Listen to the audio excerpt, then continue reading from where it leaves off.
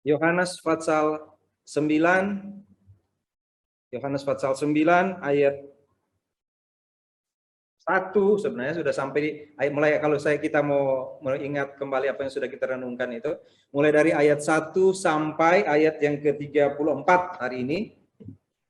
Pada pertama ketika kita bicara tentang Yohanes pasal 9 ini, maka kita bicara tentang Tuhan berkata pada murid-muridnya, ketika murid-muridnya bertemu, ketika mereka lewat dan melihat ada seorang buta sejak lahir, lalu mereka bertanya pada Tuhan, siapa yang berdosa, orang tua dari orang buta ini atau orang buta itu sendiri? Lalu Tuhan bilang, bukan dia, bukan juga orang tuanya, tetapi supaya pekerjaan Allah dinyatakan di dalam dia. Jadi waktu itu kita sama-sama merenungkan bahwa ternyata ada hal-hal yang sepertinya kesulitan dalam hidup manusia, sepertinya sesuatu yang kalau dibilang ini cacat kan, sesuatu yang sangat sulit dialami, tapi ternyata Tuhan katakan bahwa ada pekerjaan Allah yang harus dinyatakan di dalam dia. Ada pekerjaan Allah yang harus dinyatakan di dalam, kalau mau diaplikasikan ke hidup kita, ada pekerjaan Allah yang harus dinyatakan dalam hidup kita. Padahal orang itu buta sejak lahir.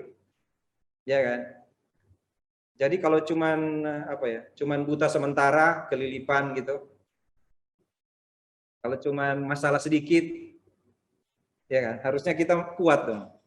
Sebab dari buta sejak lahir saja, ya, buta sejak lahir saja sudah dibilang begitu. Sudah dibilang bahwa sudah dikatakan bahwa ada pekerjaan Tuhan yang harus dinyatakan di dalam orang yang buta itu, dalam buta sejak lahir. Lalu kalau kita berikut setelah itu, orang buta itu ketika dia sembuh minggu kemarin, orang sibuk. Kok dia buta sekarang melihat? Mereka tidak bertanya siapa yang membuat dia bisa melihat. Tapi yang mereka tanyakan adalah bagaimana engkau sembuh? Kapan itu engkau sembuh? Di mana engkau sembuh? Dan orang buta itu menjawab, siapa yang menyembuhkan? Orang buta itu menjawab, bukan orang buta, maksudnya orang yang sudah sembuh. Kalau buta kan masih buta. Sudah sembuh dia. Dia jawab, siapa yang menyembuhkan? Baru bagaimana caranya? Siapa dulu, baru bagaimana caranya? Dan apa yang dia buat? Minggu kemarin saya sempat katakan bahwa orang buta itu tanah diludahi, lalu diaduk, dan Tuhan mengoleskan itu di matanya, lalu disuruh pergi ke Siloam. Pergilah ke kolam Siloam. Pergilah, itu ayat 7. Pergi ke Siloam. Maka orang itu pergi. Dia tidak langsung sembuh. Dia tidak langsung melek. Dia tidak langsung bisa melihat. Tidak. Dia malah disuruh pergi. Makanya minggu kemarin saya katakan bahwa bayangin saja kalau dia duduk saja di situ. Kan? Dia tidak mau taat pada Tuhan. Sehingga ada kata kunci yang saya sampaikan minggu lalu adalah dalam masalah sekalipun taat itu perlu.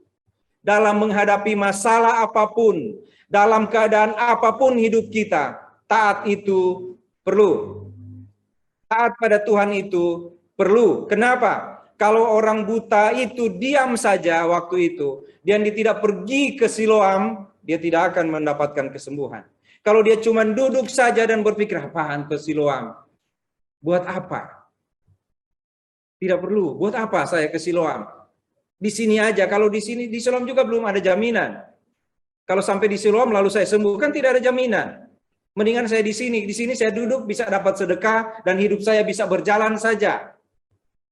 Saya duduk dan dapat sedekah itu sudah cukup bagi saya. Ngapain ke Siloam? Saudara, kalau tidak ada ketaatan, saudara, orang buta itu tidak akan mendapat sesuatu dari Tuhan. Kalau dia tidak mengutamakan apa yang Tuhan katakan, dia tidak akan dapat apa-apa.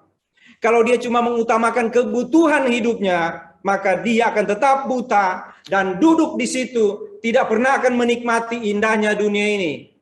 Setelah dia sembuh, saya katakan bersaudara, begitu hebat dia terima. Yaitu biasanya orang buta itu berjalan dengan perasaan, dengan feeling, raba sana sini, tahu dia cepat sekali dia mendengar, atau dia meraba sesuatu dia tahu. Sekarang ditambah dengan melihat. Tuhan memberi lebih dari yang dia pikirkan. Tuhan memberi lebih dari yang dia inginkan. Kuncinya tadi ketika Tuhan bilang pergi ke Siloam, apakah itu ketaatan? Sebenarnya yang pertama di situ bukan taat, saudara. Yang pertama di situ adalah percaya pada apa yang Tuhan katakan. Apakah engkau percaya pada Tuhan katakan dan lakukan saja? Apakah engkau percaya ketika Tuhan bilang pergi ke Siloam?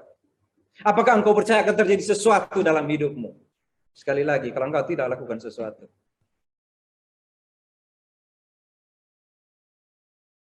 tetap duduk buta dia di situ. Dan dia akan hidup terus di situ sebagai seorang buta yang selalu dikasihani orang, yang cuman mau dikasihani. Tapi orang ini luar biasa. Sayang kita nggak tahu namanya ya. Karena nggak penting namanya.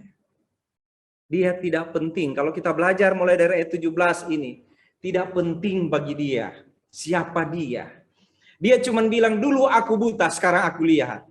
Yang penting bagi dia adalah ketika ditanya, kamu tahu siapa orang? Atau ketika ditanya, siapa orang yang menyembuhkan engkau? Dia bilang pasti dia bukan orang berdosa. Sebab kalau dia orang berdosa, tidak mungkin dapat menyembuhkan orang yang buta sejak lahir. Kalian pemimpin agama saja nggak bisa bikin apa-apa kok. Nggak bisa. Dia bilang kepada orang, saya tahu dia seorang nabi. Itu pembacaan kita minggu lalu yang paling terakhir, ayat 17. Apa katamu tentang dia? Karena ia telah memelekkan matamu, jawabnya, ia adalah seorang nabi. Tidak penting nama si buta. Namanya mungkin Sony kali. Belum ada nama Sony di sana waktu itu ya. Namanya siapa ya? Yusuf kali. Simon? Nggak ada, nggak disebut namanya. Ya kan? Tidak ada. Nggak ada nama-nama ya. Ada nama di sini cuma Yesus. Selebihnya orang Farisi, orang Israel. Tidak penting namanya. Tapi dia bilang, nanti minggu depan mungkin kita akan renungkan, ketika Tuhan datang padanya. Engkau percayakah pada anak manusia? Dia tanya, siapa itu? Lalu Tuhan bilang dia sedang berada di depanmu. Dulu engkau buta, engkau tidak lihat. Sekarang matamu melek, tapi engkau tidak tahu siapa saya. Sayalah anak manusia itu. Itu kata Tuhan, tapi nanti minggu depan. Ini ayat 17 sampai 34 dulu. Ya. Ayat 17 sampai 34 ketika dia bilang, saya tahu dia adalah seorang nabi. Tetapi ayat 18, tapi orang-orang Yahudi itu tidak percaya bahwa ia tadinya buta dan baru dapat melihat lagi sampai mereka memanggil orang tuanya. Ah, masa sih? Soalnya kalau dia bilang saya sekarang dapat melihat, mesti cari bukti, cek dan recheck. Maksud dicek, apa benar dia ini? Jangan-jangan cuman serupa dengan orang ini, dengan orang buta itu. Atau dulu pura-pura buta kali, kayak yang sekarang yang minta-minta itu, yang pura-pura buta, ya kan? Mungkin kali. Jadi mereka cari orang tuanya. Siapa orang tuanya? Nggak tulis juga namanya siapa. Tinggalnya di mana juga nggak ditulis di situ. Nggak penting itu. Yang penting dia bisa melihat. Sekarang mereka datang pada orang tuanya dan bertanya, inikah anakmu yang kamu katakan bahwa ia lahir buta? Bagaimana ia sekarang dapat melihat? Orang tua bilang, yang kami tahu dia memang buta waktu lahir. Kami kok yang lahirkan. Bapak kan nggak ada waktu itu. Ya kan bapak-bapak nggak ada. Kami tahu sekali dia buta. Setiap hari kami mandiin matanya nggak bisa apa-apa. Itu sebabnya dia meminta-minta. Nggak bisa. Tidak.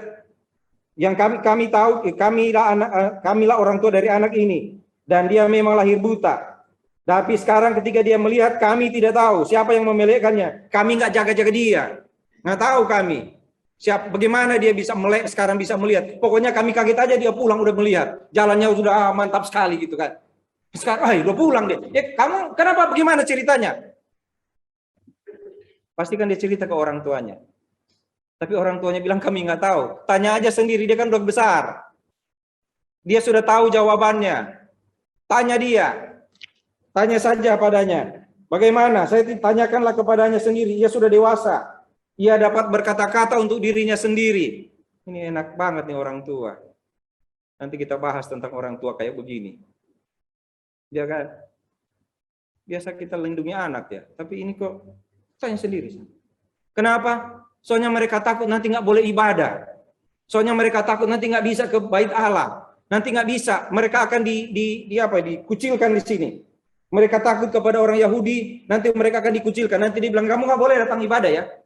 Nggak boleh. Tadi sebelum ibadah mulai seorang ibu WA pada saya, Pak Sony, boleh saya ajak teman saya untuk ibadah bersama-sama? Terima kasih Ibu. Sudah mengajak teman Ibu hari ini bersama-sama. Dan yang pertama kali bersekutu di sini. Terima kasih. Terima kasih. Terima kasih. Pasti saudara diajak oleh Tuhan datang ke sini. Ya. Jadi mereka takut dikucilkan orang tuanya. Mereka takut nanti dibilang, nggak boleh mulai sekarang, kamu urus hidup kamu sendiri. Nggak boleh bersama-sama dengan kami. Kami sebagai pemimpin tidak akan urus kamu. Takut mereka. Jadi mereka bilang, tanya sendiri aja. Nanti dia jawab. Jadi kalau dia kucilkan, nggak apa-apa dia dikucilkan. Yang penting kami nggak dikucilkan. Ini orang tua. Nggak apa-apa, katanya gitu. Dia sudah dewasa, tanya sendiri. Lalu mereka panggil lagi. Orang buta ini kasihan banget. Oh maaf, orang yang sudah sembuh ini kasihan banget. Waktu buta berdiri, nggak ada yang panggil dia, nggak ada yang panggil, woi bos, nggak ada yang panggil dia. Sekarang dia sembuh jadi masalah. Saya bilang minggu lalu kan, ketika ada perubahan dalam hidup seseorang menjadi masalah bagi orang lain. Kok kenapa dia tiba-tiba jadi bagus ya hidupnya? Kenapa tiba-tiba rumahnya Ibu Yosi jadi bagus ya? Saya mau bilang terima kasih kepada jemaat yang sudah membuat rumah kami jadi putih bersih seperti salju. Bu Yosi. Sudah, terima kasih saudara yang sudah berkorban. Ya. Terima kasih sudah memberi, sudah jangan takut, rumah kami masih di situ. Kami belum pindah rumah. Kalau ada sesuatu ibu-ibu datang di depan rumah lalu bilang begini, "Sudah selesai, Bapak." Utangnya bagus nggak, Pak? Syukur mereka nggak nanya, "Bayar berapa?" Kalau mereka tanya bayar, saya bilang ada, nanti ada notanya mau dikasih ke bendahara jemaat. Pun mereka nggak nanya. Pokoknya kalau ada perubahan sesuatu, bertanya. Seorang ibu bilang pada saya, Pak Sony, saya kalau ketemu di jalan, saya nggak kenal Pak Sony botak. Oh iya. Jadi heboh. Kan? Sekarang Kak, saya mau tumbuhin rambut saya. Kan sudah ulang tahun. Ibu Yosi bilang, kamu boleh botak sampai ulang tahun. Kalau sudah ulang tahun, jangan botak. Kalau terjadi sesuatu, jadi masalah. Dipanggil lagi tuh orang buta itu. Sini kamu. Dia udah mau jalan sana, datang lagi, berdiri lagi di situ, ditanya lagi di situ, kan gitu. Katakan kebenaran di hadapan Allah. Nah, udah pakai Allah nih. Sini kamu, katakan kebenaran di depan Allah. Ini orang buta dari dulu nggak pernah dihubung-hubungkan dengan Allah. Mungkin ke bait Allah aja dia disuruh di luar kali. Sekarang katakan di hadapan Allah, bersumpah gitu ya. Apakah begini, ayat yang 24. Lalu mereka memanggil sekali lagi orang yang tadinya buta itu dan berkata kepadanya, katakanlah kebenaran di hadapan Allah. Kami tahu bahwa orang itu orang berdosa. Katakan kebenaran di hadapan Allah karena kami tahu orang itu orang berdosa. Mereka nggak tahu siapa yang sembuhkan. Kok mereka bilang orang berdosa? Coba yang ini orang kayak begini. Mereka kan nggak tahu. Kan mereka lagi nanya, siapa yang sembuhkan? Tapi kamu bilang di hadapan Allah bahwa orang itu orang berdosa. Loh. Terus, orang itu bilang, saya suka ini kata-kata ini. Dia ini kalau anggota jemaat GABSD bagus banget ya. Saya nggak ada dia di sini. Jawabnya, apakah orang itu orang berdosa? Aku tidak tahu. Mau berdosa kek? Aku nggak tahu. Aku kan buta dulu. Iya kan? Saya kan buta. Saya nggak bisa lihat. Masa saya lihat dosa orang. Itu untungnya kalau orang buta, saudara. Nggak tahu orang berdosa atau enggak. Tapi kalau Tuhan bilang gitu, kalau matamu melek, kamu tahu orang berdosa. Kamu lihat orang berdosa. Saya nggak tahu karena saya buta, nggak tahu saya, ya kan? Saya nggak tahu orang berdosa yang mana. Pokoknya yang saya tahu adalah tadinya saya buta, sekarang dapat melihat, itu yang saya tahu, ya, itu yang saya tahu. Lalu apa yang dia buat padamu? Ini aduh. Kira-kira gitu ya. Gini, mereka kan nggak percaya nih orang, ya kan? Ini orang yang diceritakan sama si yang sudah buta, yang sudah sembuh ini. Mereka bilang ya bahwa itu adalah orang berdosa kan? Tapi mereka cari tahu, dia buat apa sih ke kamu? Apa yang dia buat bagimu? Hah? Dia buat apa bagimu? Dia cerita lagi. Dia bilang, telah kukatakan kepadamu. Itu ayat yang ke-27 ya. Telah kukatakan kepadamu dan kamu tidak mendengarkan. Mengapa kamu nak mendengarnya lagi? Nah ini bagus banget nih orang ini. Mungkin kamu mau jadi muridnya ya? Bagaimana nggak marah nih orang Yahudi, orang Farisi? Ngeyel nih orang. Saya dulu buta, sekarang saya bisa lihat, cuma itu yang saya tahu. Saya nggak peduli dia berdosa atau enggak. Kamu tanya lagi, jangan-jangan kamu kali mau jadi muridnya. Coba yang pintar kan orang ini. Saudara, orang dari buta lalu jadi sembuh. Kan tadi dia bilang tadi, ketambahan indranya itu. Biasa cuma meraba, indra mendengar, sekarang tambah dengan melihat. Pintar dia. Kalau Tuhan melakukan sesuatu dalam hidup kita dan itu jauh menjadi lebih baik, harusnya kita makin pintar. Harusnya makin pintar, bukan makin bodoh. Bukan makin ke belakang pikirannya. Bukan cuman tanya, cuman bilang, orang berdosa kan dia? Oh kalau dia jadi baik, pasti ada sesuatu nih yang dia bikin. Nggak mungkin lah, dia orang biasa-biasa saja. Masa tiba-tiba sekarang jadi seperti ini? Nggak mungkin. Dia bilang, jangan-jangan kamu jadi muridnya kali. Oke, terus ini cerita aja ya, kita ikuti ceritanya saja. Orang itu marah, orang itu bilang, orang-orang mengejek dia. Dia yang duluan, tapi dia diejek balik. Engkau murid orang itu, tapi kami murid-murid Musa. Nah, loh. Kami ini murid Musa. Ya, padahal Musa nggak ada. Musa nggak bikin mujizat pada mereka. Tapi bangga. Mana Musa pernah buat mujizat bagi mereka? Bagi nenek moyang mereka oke. Ya kan? Tapi bagi mereka enggak. Tapi orang ini yang disebut oleh si buta yang sudah melek itu, dia menyembuhkan aku. Kamu muridnya. Nanti berikut jadi murid. Karena kemarin waktu ditanya, yang kita renungkan minggu lalu, ketika ditanya di mana dia, saya nggak tahu. Saya kan buta. Masa saya lihat dia pergi kemana? Makanya saya katakan waktu itu dia belum menjadi pengikut Yesus. Tapi nanti ketika Yesus datang dan tanya padanya, kamu kenal orang yang menyembuhkanmu? Enggak, saya itu. Saudara, kami murid Musa katanya. Kami tahu Allah berfirman kepada Musa, tetapi tentang dia, guru besar dia, orang itu, kami tidak tahu dari mana dia datang. Ya kalau nggak tahu dari mana dia datang, kenapa bapak-bapak bilang dia berdosa? Kan Anda tidak tahu kenapa Anda hakimi. Kok bapak-bapak tahu tidak tahu dari mana dia datang? Kok bilang dia berdosa? Itu manusia. Ya, itu para pemimpin agama, itu para serigala, itu para ahli Taurat. Lalu orang itu jawab pada mereka, aneh juga kamu ini. Kamu tidak tahu dari mana dia datang, sedangkan ia telah memelekkan mataku. Itu pintar sekali nih orang ini. Aneh kamu. Kamu nggak tahu, tapi dia melekkan mata saya. Dari yang kita tahu, kita maksudnya dia dan orang-orang ada di situ waktu itu, Allah tidak mungkin, dia bilang, yang kita tahu bahwa Allah tidak mendengarkan orang-orang berdosa. Ya kan? Allah tidak mendengarkan orang berdosa, menginginkan orang-orang yang saleh dan yang melakukan kehendaknya. Dari dulu sampai sekarang tidak pernah terdengar bahwa ada orang yang memelekkan mata orang lahir buta. Jikalau ia tidak datang dari Allah, ia tidak dapat berbuat apa-apa. Sederhana ceritanya.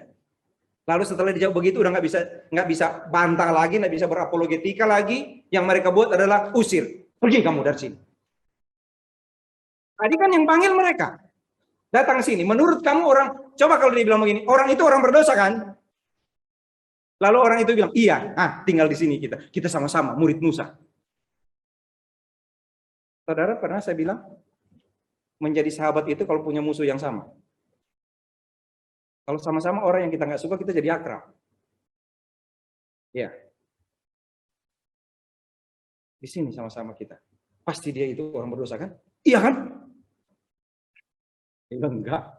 Orang saya sembuh, dia juga tahu loh. Ini orang yang lahir buta ini tahu, saya sudah disembuhkan, nggak mau saya dibilang dia orang berdosa. Dia tahu berterima kasih, saudara. Oke, itu ceritanya. Sudah cukup mengerti? Kalau sudah cukup mengerti, khotbahnya selesai. Sudah kan? Hah? Mari kita lihat satu-satu. Tadi sudah kita lihat sebenarnya. Tapi beberapa hal yang kita lihat adalah orang-orang Farisi. Saya tadi sudah bicara. Mereka tahu Yesus melakukan banyak hal, tapi mereka tidak percaya bahwa Yesus menyembuhkan mata orang buta sejak lahir. Ada banyak sekali mujizat yang Tuhan lakukan di kitab Yohanes ini. Kalau saudara lihat, ada yang sudah mati, Lazarus kan kita sudah renungkan di pasal 11. Tetapi tetap saja mereka tidak percaya. Kenapa? Karena mereka punya pengetahuan Alkitab. Mereka punya pengetahuan dari Taurat. Taurat itu harus nampak. Engkau jangan berzina. Engkau jangan mencuri. Taurat itu tidak lihat hati orang. Tidak. Taurat tidak cek hati. Yang Taurat lihat itu apa yang terjadi sekarang. Yang kelihatan. Engkau datang sahabat ibadah, bagus. Walaupun hatimu nggak benar, nggak masalah. Engkau memberi persembahan, bagus. Walaupun hatimu tidak benar, nggak masalah. Itu yang diketahui oleh para ahli Taurat. Hukum yang kaku. Sehingga mereka lebih banyak menilai orang daripada mengerti hati orang. Mereka lebih banyak menilai orang benar salah dari apa yang mereka pahami. Bukan dari apa yang Tuhan katakan sebenarnya. Sehingga Tuhan Yesus mengubah banyak di sini. Kalau dia bilang, saudara baca di kitab Yohanes, kalau engkau menghakimi, hakimilah dengan adil. Kalau engkau hendaklah menggunakan hatimu. Mengapa balok di sana? Selumbar di saudaramu, engkau lihat. Gajah di pelupuk mata. Udah nggak lihat apa-apa kan kalau udah gajah berdiri. Itu orang-orang Yahudi yang bisa lihat. Nah sekarang kita langsung bilang apa? Biar kita nggak bikin apa-apa, yang penting Tuhan tahu hati saya. Nah itu sama juga bobroknya itu. Bersembunyi di hati, salah juga. Iya kan? Oh hati saya kok begini, Tuhan tahu hati saya. Tuhan tahu hati saya kalau saya suka bilang ke Ibu Yosi, kalau dia bilang ke saya, kamu kan mesti begini-begini, Ibu Yosi, Tuhan tahu hati saya. Kira-kira menurut saudara, kalau betul-betul Tuhan cek hati saya, Tuhan dapati benar nggak hati saya? Ada yang punya hati benar di sini? Atau di rumah ada? Yang merasa hatinya benar, kalau Tuhan cek. Alkitab bilang apa tentang hati? Dari dalam hati timbul segala pikiran jahat, benar? Tetapi orang Yahudi, apalagi mereka? Mereka cuma melihat tadi apa yang kelihatan. Kamu kan buta. Kalau orang buta itu pasti kena dosa. Itu yang ayat awal kan, 1, 2 dan seterusnya itu. Pasti karena dosa. Jadi kamu dilahirkan karena dosa. Jangan ajar kami. Kamu berdosa, orang tuamu berdosa, itu sebabnya kamu lahir buta. Saudara lihat. Kalau benar orang tua berdosa dan dia berdosa, Tuhan datang memelekkan matanya. Tapi engkau yang melihat, engkau tidak pernah melek. Engkau malah tahu dosa orang. Oh, gimana ini? Hah? Gak enak ini. Saudara, orang-orang itu nggak puas cuma tanya kepada si buta dari gua hantu. Ke orang buta itu, dia panggil orang tua, memperkuat tuduhan. Bukan panggil orang tua untuk membuktikan bahwa ini benar disembuhkan. Panggil orang tua. Kita cari orang-orang yang cocok pikirannya dengan kita. Kita cari orang-orang yang mesti cocok pikirannya dengan kita supaya orang buta ini balik buta. Tujuannya apa sih sebenarnya? Apa tujuannya? Mau obok-obok tuh orang yang sudah melihat itu tujuannya apa ya? Supaya buta lagi. Tujuannya apa ya? Tujuannya nggak boleh dia melihat. Bukan, saudara.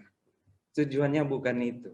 Tujuannya adalah supaya Yesus jangan dianggap nabi. Supaya Yesus jangan disembah. Kalau Yesus disembah, kami habis kami. Karena kami tidak punya kekuatan apa-apa untuk bersaing dengan Yesus. Kami tidak punya kekuatan apapun untuk disandingkan dengan Yesus. Jadi harus cari orang yang bisa mengatakan bahwa Yesus itu salah. Jangan dikira cuma Pilatus yang cuci tangan.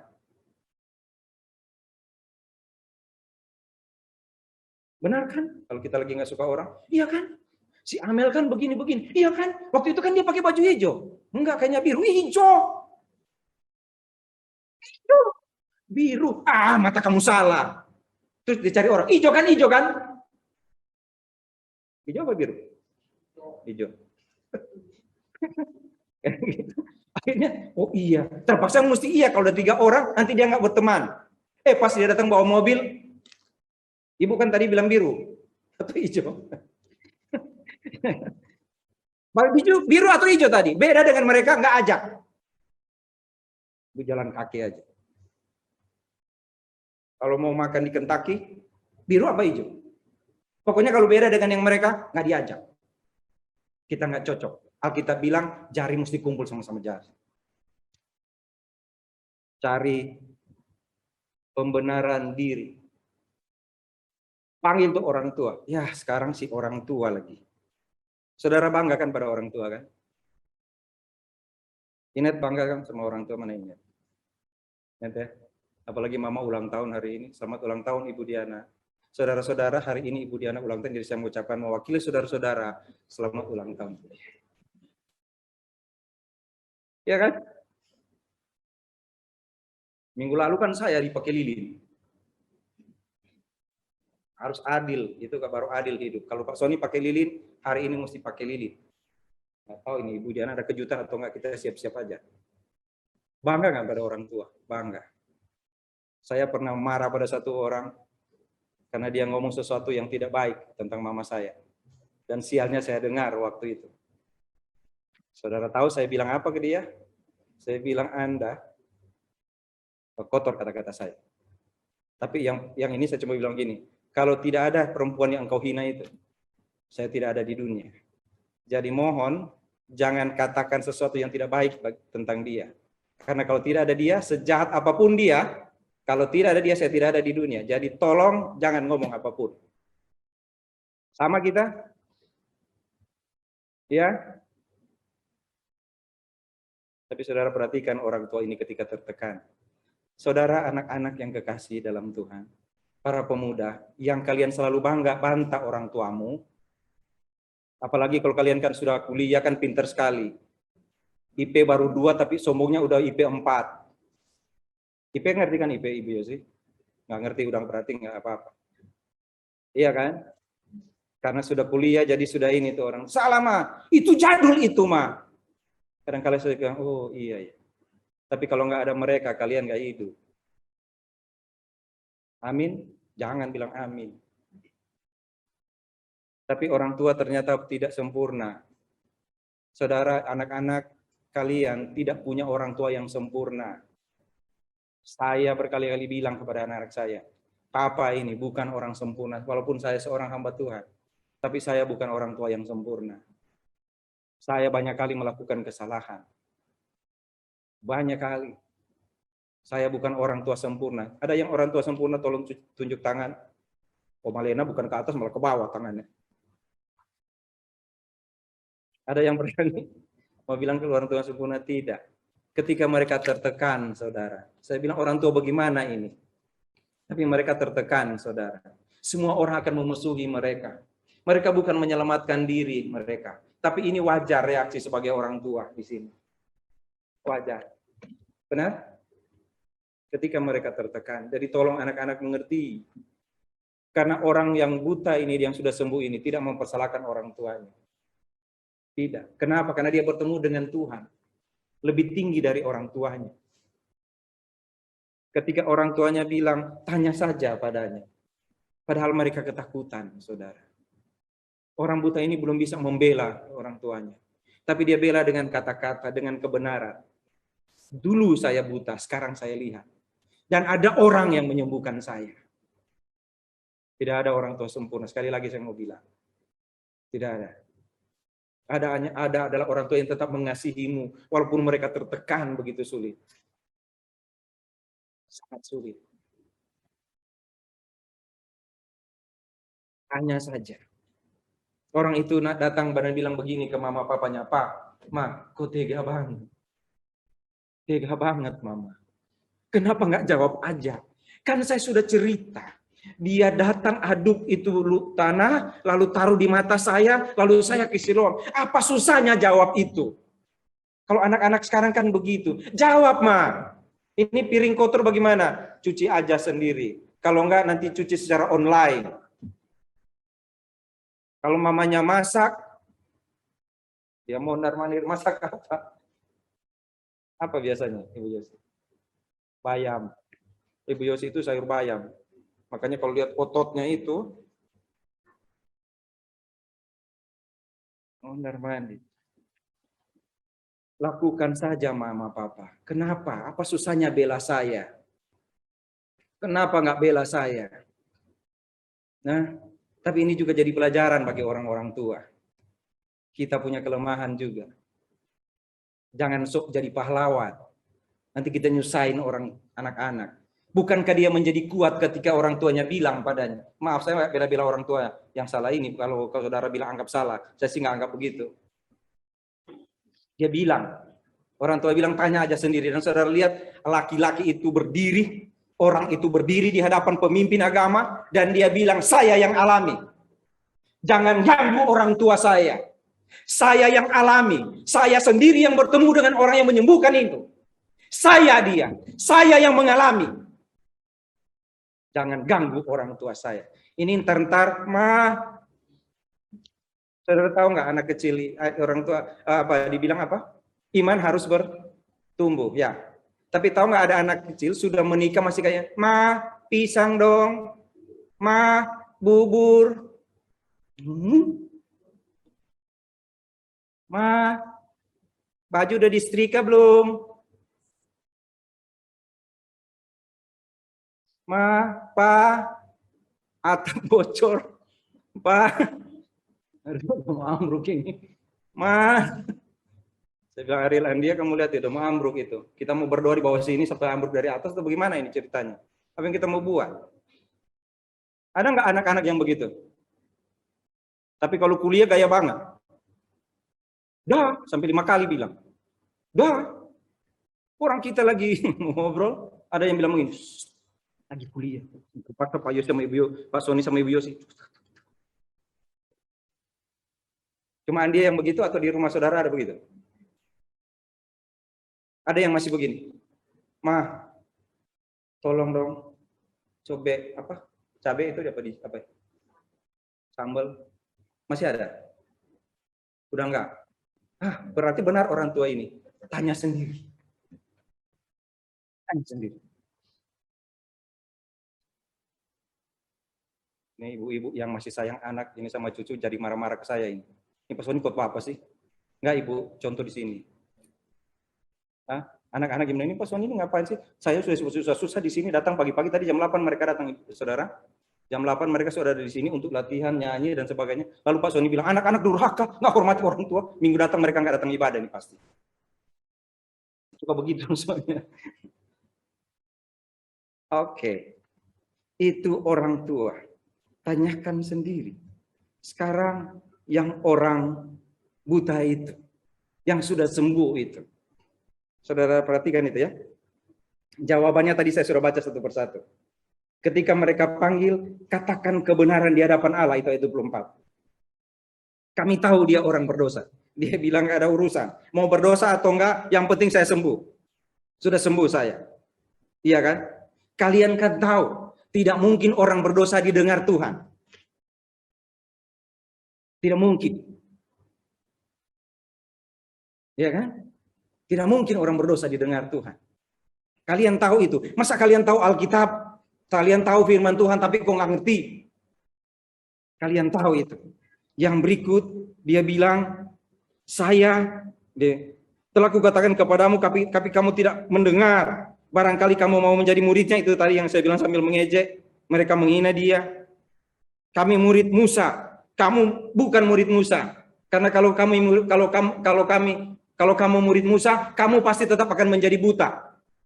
Karena murid Musa masih buta walaupun mata melihat. Masih buta, tidak melihat kuasa Tuhan. Itu murid Musa. Masih buta sampai sekarang. Jadi kamu bukan murid Musa. Karena kamu sudah melihat. Melihat yang benar yang Tuhan beri. Lalu dia bilang di situ. Saat dia buta. Tidak, kalau saudara perhatikan, saat dia sembuh baru dipersoalkan. Waktu dia buta nggak ada yang masalahkan. Tidak ada. Tidak ada yang permasalahkan waktu dia hidup nggak benar. Saya suka aneh juga di gereja juga begitu. Kalau orang rajin kita suruh terus. Siapa yang rajin di sini? Ibu Tri, nanti tolong disapu ya. Ibu Upi, nanti tolong di ini ya. Yang nggak pernah peduli main pulang-pulang aja nggak pernah. Jangan pulang dulu, nyapu nggak pernah. Pernah. Kenapa? Memang ada orang yang kerja itu kan. Bukan itu materinya, lain. Tapi yang terjadi adalah waktu dia sudah tidak buta lagi, baru jadi masalah. Ketika dia sudah diberkati Tuhan, baru jadi masalah. Apa tujuannya orang itu? Tadi saya sudah jelaskan tadi. Dia sebenarnya bukan dia. Tembaknya itu bukan ke dia. Tembakan itu ke Yesus. Arab menembaknya itu bukan ke saudara, tapi ke Tuhan. Kalau ada orang mempersoalkan saudara ketika saudara menerima berkat dari Tuhan. Ya kan? Kalau saudara menerima berkat dari Tuhan, lalu orang persoalkan, sebenarnya bukan pada saudara, tapi pada si pemberi berkat. Kalau belajar dari sini, dari firman ini. Tuhan yang ngasih, orang lain yang sibuk. Nanti akan ditelepon sama ketua jemaat. Oi, rumah sudah jadi kan? Kapan bersaksi? Sudah kan saya udah bilang terima kasih. Woi, sudah naik terima gaji kan? Kira-kira itu komitmen buat gedung sudah belum?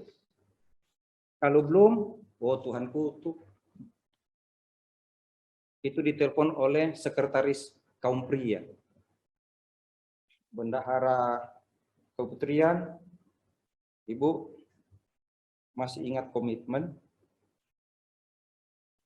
Itu kalau sudah ada duit. Kalau belum ada, tenang. Setelah sudah ada masalah, kalau sudah ada berkat, baru jadi masalah. Ini mesti buat apa, buat apa. Saya sudah bilang kepada saudara minggu lalu, saya belajar dari rumah saya sekarang, katanya cuma benerin apa? Plafon. Saya bilang ke abangnya, bukan plafon masalahnya bang. Yang bermasalah itu kan atapnya. Jadi abang mesti naik ke atas, lihat atap. Dia naik ke atas, lalu dia bilang, Pak, aduh ini atap mesti banyak diganti nih Pak. Saya bilang ke Ibu Yosi, ini resiko kalau mau robah. Setelah dia masuk, dia bilang, aduh Pak, baloknya ini mesti diganti, mati. Setelah plafon sudah jadi, lalu dicat sebagian yang itu, lalu dia bilang, Ibu Yosi, ini kok belum dicat ya? Dicat lagi. Setelah dicat lagi, Ibu Yosi berdiri, horden mesti baru kali kosannya ya. Ganti horden. Serta horden baru di luar dicat, ya ampun mobil mesti ganti ini. Ganti mobil. Karena garasi sudah jadi. Masa ada garasi nggak ada mobil? Saudara lihat itu. Kalau kita mau benerin satu, yang lain mesti dibenerin. Sekarang, kalau Tuhan kasih satu ke kita, apakah Tuhan biarkan yang lain rusak, tetap rusak? Saya tolong saudara mengerti ini maksudnya ya. Yaitu begini, kalau Tuhan memberi sesuatu yang kepada kita untuk yang baik, apakah yang lain akan ditinggalkan rusak? Tidak. Setelah dia dapat melihat, dia pandai bersaksi tentang Tuhan. Dia berani membela Tuhannya. Walaupun di sini dia belum mengaku itu Tuhan. Tapi dia tahu itu pasti nabi dan bukan orang berdosa. Semoga kita menjadi seperti itu ya. Kalau negatifnya tadi, kalau kita melakukan ini, semua akan berubah. Tapi kalau Tuhan beri sesuatu yang baik pada kita, tidak mungkin Tuhan berhenti. Tuhan tidak pernah akan berhenti. Tidak. Tuhan akan tuntun orang ini. Kenapa? Karena orang-orang mengusir dia pergi. Tapi di luar dia bertemu dengan Tuhan. Kalau dia tidak diusir pergi, kalau dia bergaul dengan orang-orang hebat itu, dia tidak bertemu dengan Tuhan. Yang bilang, apakah engkau kenal orang yang membasuh matamu, yang memelekkan matamu? Nggak tahu saya. Dia bilang, akulah dia. Saudara lihat, ketika ada orang membenci kita, Karena kita terima sesuatu dari Tuhan, kita tetap akan bersama-sama dengan Tuhan. Tidak mungkin Tuhan tinggalkan. Dan Tuhan selalu beri lebih dari yang kita miliki. Buta cuma bisa meraba-raba, cuma bisa mendengar, sekarang bisa melihat, meraba dan melihat.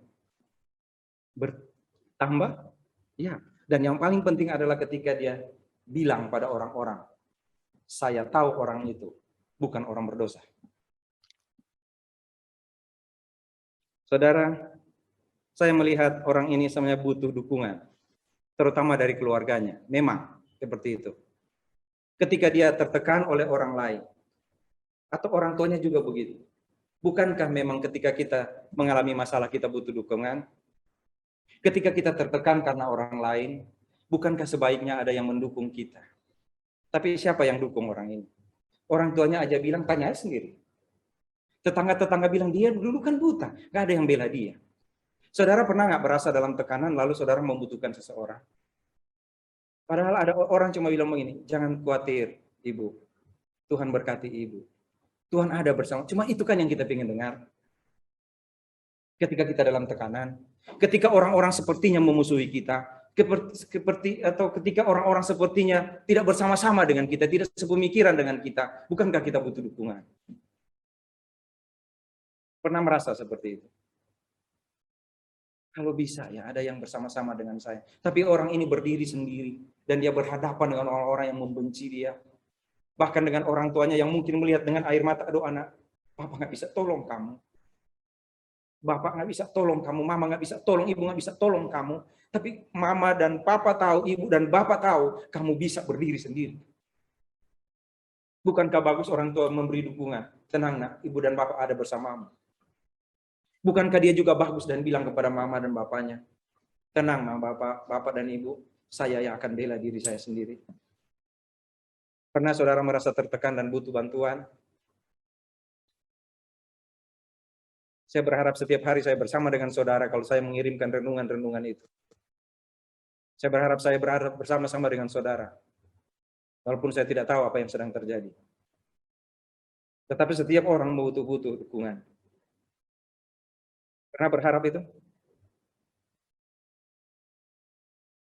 Mari kita berdoa.